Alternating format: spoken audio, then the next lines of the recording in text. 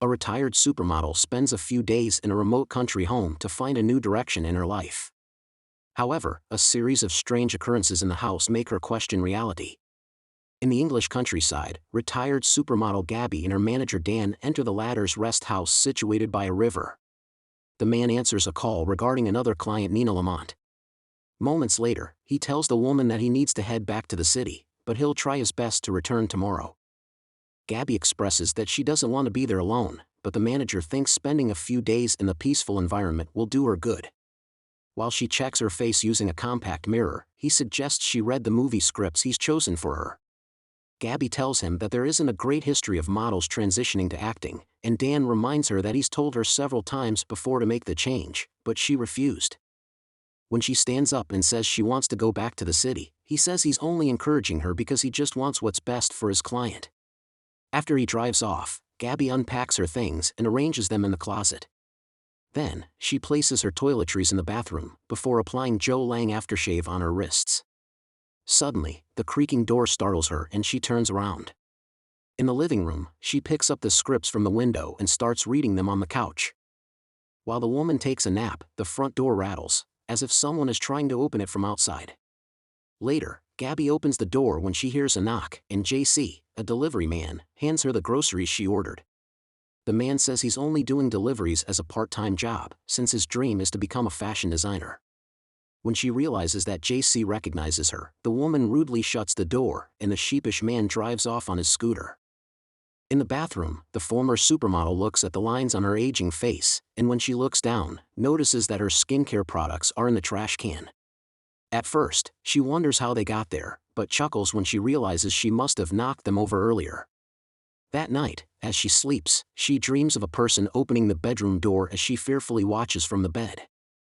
The next morning, Dan asks Gabby how she found the scripts so far, and she says she can't get into any of them. The woman says she's thinking about doing designer Max Balagan's show as her comeback, but the man disagrees and says walking the runway a month after announcing her retirement isn't the best move. He asks if the designer turned her down, and she says Balagan was busy when she called, but believes she'll get the job. Later, Dan asks if Gabby's happy living in his house, and she says yes, but adds that there's a strange feeling in the home. When he asks her to elaborate, she says she thinks she's being watched, as if the house is alive. She thought she'd feel alone being there by herself, but realized that she doesn't. She thinks it might be a spirit, to the man's bemusement. As the manager drives off, the former model returns to the living room, where she finds a note on a side table saying that spirits don't wear Joe Lang aftershave. Frightened, Gabby runs after her friend's car to ask him why he thought it was amusing to leave her the note. However, when Dan reads the piece of paper, he thinks she's joking, and notes how it's written in her handwriting. Confounded, the woman walks back to the house, but her worry increases when she finds another note reading "I am not your enemy." Alarmed, the woman runs out of the house to try and call the authorities, but it fails to connect. Later, she asks JC to check the house, but the delivery man doesn't find anything out of the ordinary.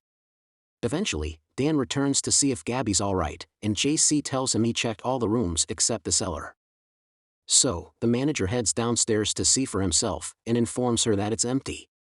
Then, the man says there's no other possible explanation for the notes, except if she'd written them. Furious that he doesn't believe her, Gabby accuses Dan of keeping her in the house and having an accomplice behind the scenes to make her go insane, just so he can get rid of her as a client.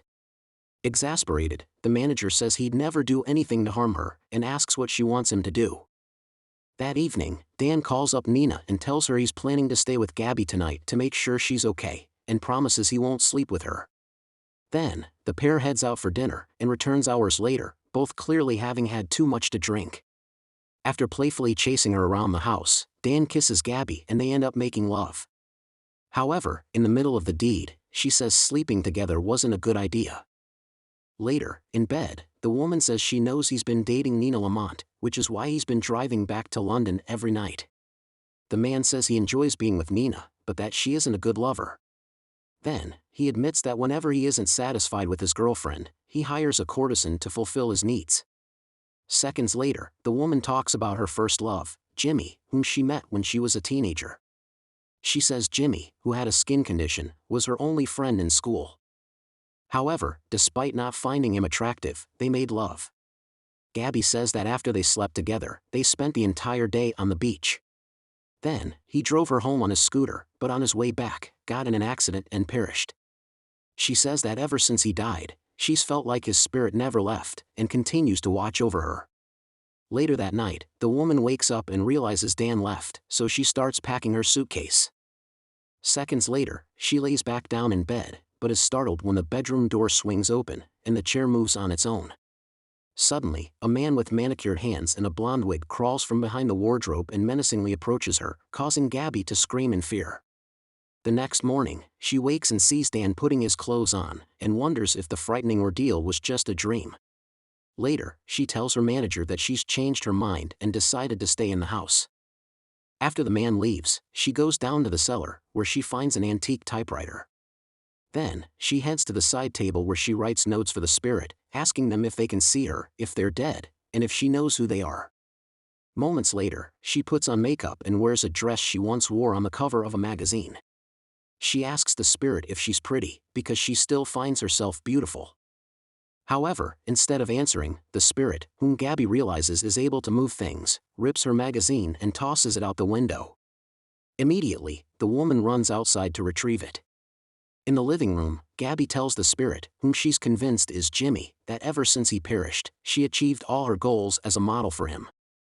But now that her glory years are behind her, and because she doesn't think any of the scripts Dan gave her are any good, she believes she needs to do something innovative moving forward. The model says she needs to book the Balogun show and start there, but when she asks if Jimmy can hear her, the spirit doesn't respond. That evening, Gabby watches Max Balogun's interview on TV, and is surprised to learn that even though his show isn't for another month, he's hosting an event next week for a lucky few, in advance. Irate, the former model calls up the designer because he still hasn't called her back. Later, while she applies skincare in the bathroom, she happily tells Jimmy that Max agreed to meet her tomorrow. That night, the woman is awakened by the noise of JC's friend Mickey throwing stones at her bedroom window. The delivery man begs his friend to stop annoying the former model, but Mickey says talking to her might be his only chance at getting into the fashion industry. Eventually, she opens the door and lets the men in. In the living room, she sits on the couch suggestively and asks them to put music on. Mickey approaches the woman and kisses her neck. When he touches her body, she stops him and gently pushes his hand away.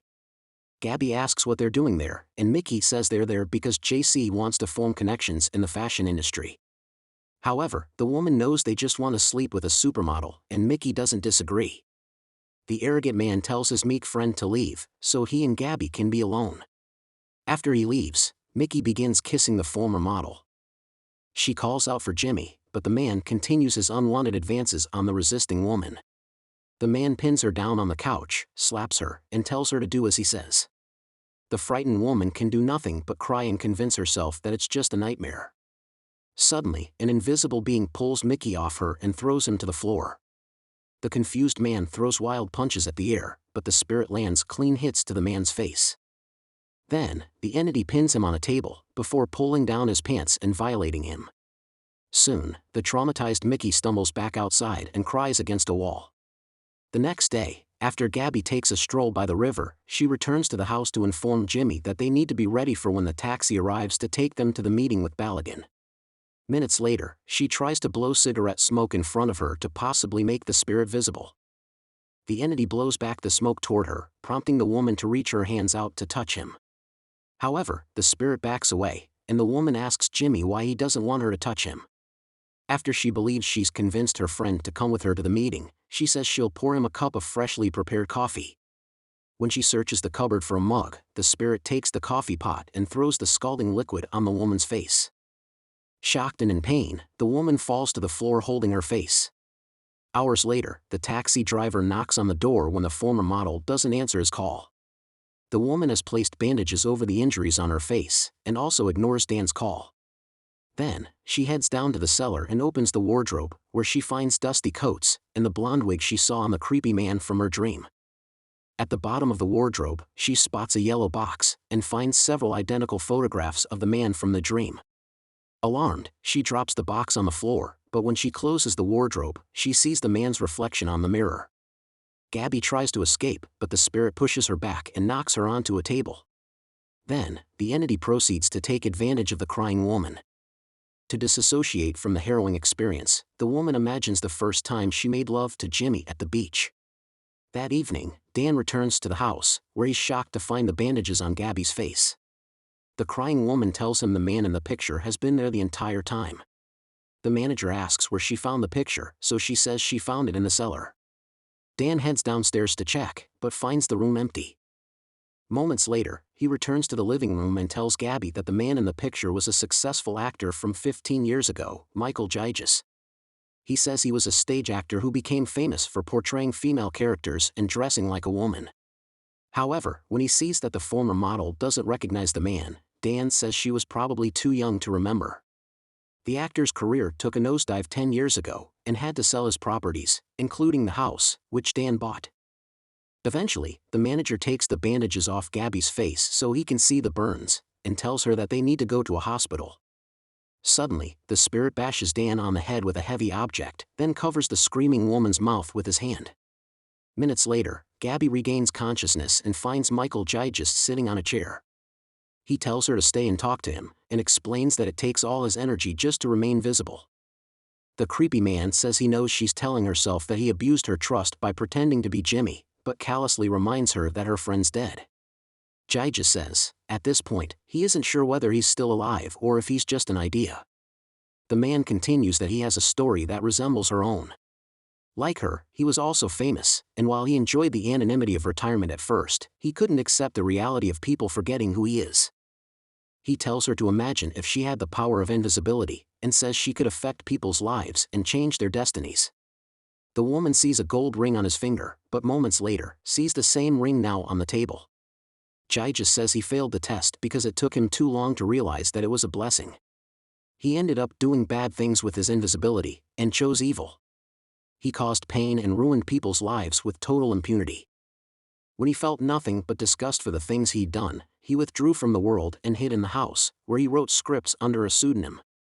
The man says that through his stories, he was able to free himself from his demons without anyone having to suffer. Through his writing, he convinced himself that he'd gotten better, and even managed to make himself visible again. However, Gabby's arrival awakened his old demons, and the only way he can achieve peace is by bestowing the ring, the source of his power, to the woman. He asks that she take the ring and turn what was a curse for him into a blessing for her.